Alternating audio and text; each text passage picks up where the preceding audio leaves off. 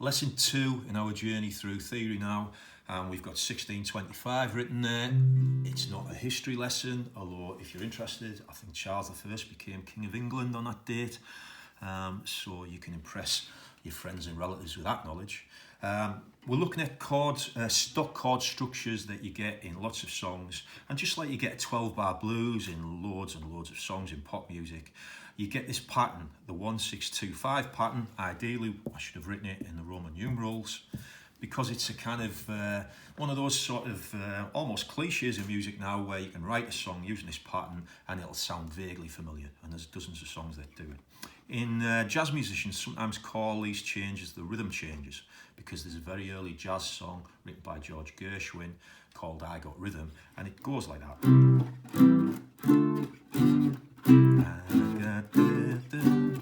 I got rhythm. And so they, as a shorthand, they used to sort of jam and say, let's jam over the rhythm changes. Okay. If we play a full bar on each,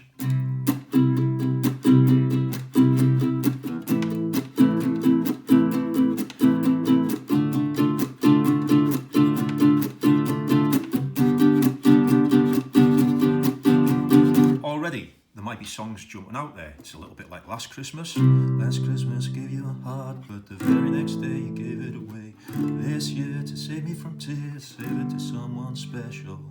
It's also pretty much the chords for the verses of Bohemian Rhapsody. Mother,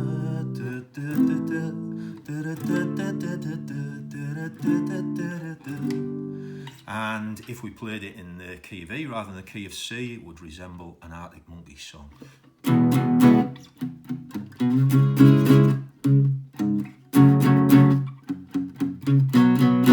Played in a slightly more staccato way. Loads of jazz songs do this as well. So there was another big pop hit of the 30s, Blue Moon. You saw me standing alone, without a dream in my heart. Or there's the Monty Python song, always look on the bright side of life. And it could be slowed down to sound a bit like At Last by Etta James.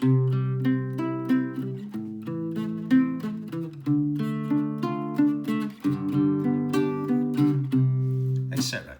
Particularly in the 50s, early 60s, loads of songs that had this pattern. We can jazzify all these chords. They can still be diatonic. If we make the C a C major 7th, we're putting a B note in there. It's still part of the diatonic scale.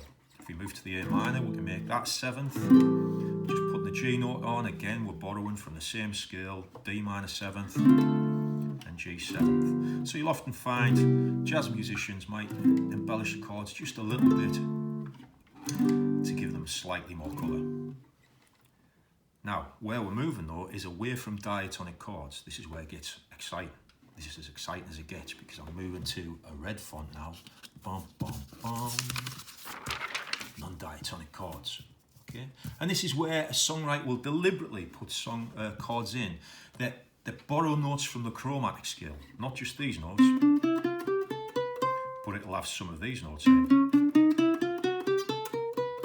which will just add a little bit more tension, because without us being even aware of it, our brains will register these notes as being slightly different and release a chemical saying there is something different going on there.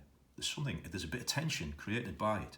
So even if you're not a musician, your brain's working that way. We're so used to diatonic melody that the minute I play a wrong note, there's a little signal sent to your brain to say something is wrong there, and that can be good in a musical context. Okay, so let's take, for instance, if we go back to our rhythm changes, jazz musicians would sometimes,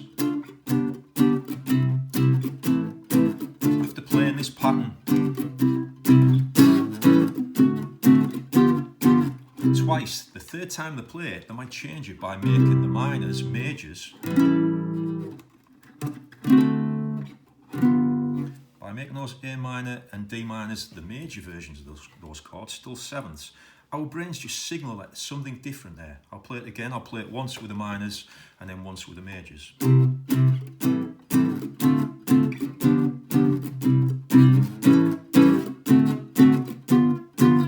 Notice sound just seems slightly more assertive in that second version, and it signalled that there's going to be some sort of change in song structure. Okay, and the Beatles were a band that especially explored these non-diatonic chords. There'll be a separate video next week. Look forward to that, just on Beatle non-diatonic chords. I bet you can hardly wait. So, in the case of these two examples I'm putting here, they're both from indie songs that you'll recognise in a little while.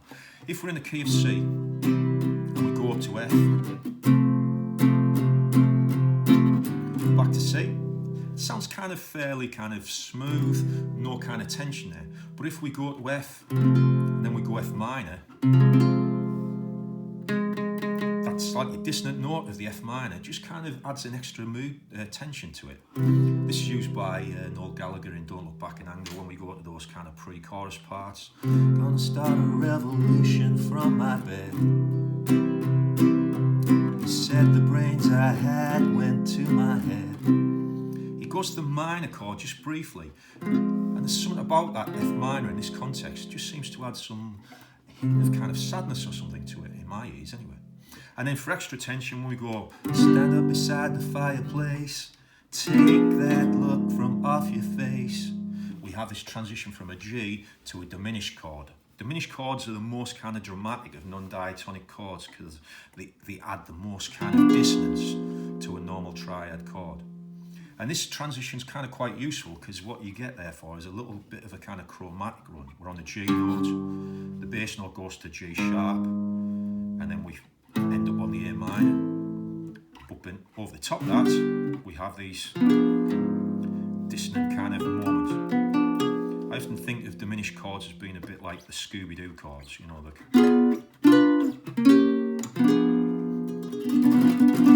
can be used in a sort of cheesy way in mock horror or comedy films. By themselves, they sound slightly comic, but in the context of a song, they just add that kind of drama.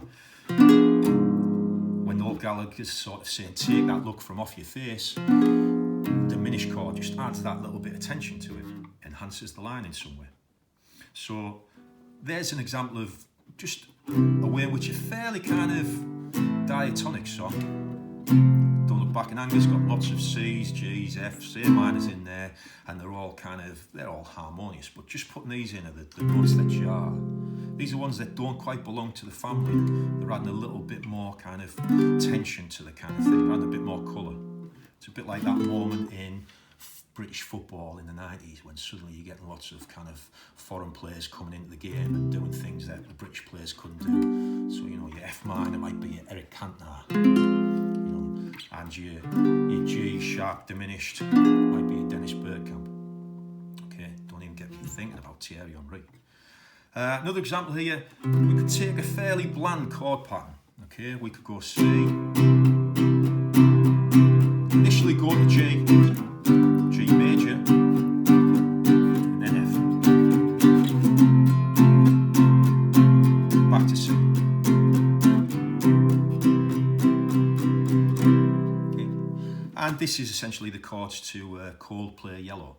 Coldplay is sometimes accused of being a bit kind of bland, and I think that's partly because some of the songs do make heavy use of just the diatonic chords all the way through. But there's a great moment in the song Yellow, I don't know if you're familiar with it, where instead of it going, look at the skies, what is it, look at the star, look how it shines for you, all the things you do.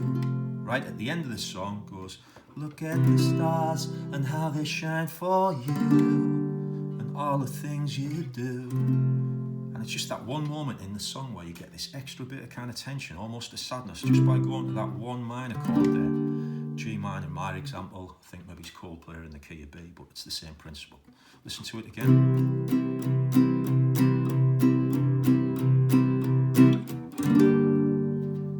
Our ears are telling us there's something not kind of quite right there. It could have been, if he'd been more of a Beatles fan, perhaps Chris Martin might have been inclined to do the Noel Gallagher trick there, and he could have went, look at the stars, look how they shine for you, all the things you do, and they were all yellow. And he could have went with an F minor there, and that would have given it a very Beatlish kind of trick. So he missed one there. I bet he's kicking himself, Chris Martin,